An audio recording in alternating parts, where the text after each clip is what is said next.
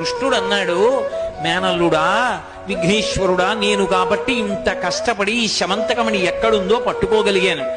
సామాన్యుడైన మనుష్యుడి మీద నీలాప నిందలు పడితే ఎలా తట్టుకుంటాడు? కుంగి కృషించి శరీరం వదిలేయడు.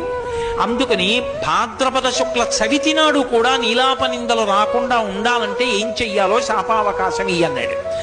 అంటే విఘ్నేశ్వరుడు అన్నాడు, మామయ్య మన ఇద్దరి మధ్య జరిగిన ఈ కథ ఉందే శమంతకోపాఖ్యానం, ఇది చదువుకుంటే చాలు.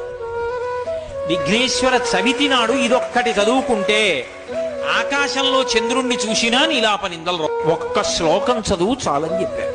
సింహ ప్రసేనమవధీః సింహోజాంబవతాహతః సుకుమార కమారోధీః తవ ఏషా స్యమంతకః.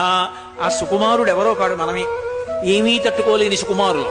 సుకుమారక ఏడవకు, ఇప్పుడు నీకు 3 రత్నాలు ఇస్తున్నాం.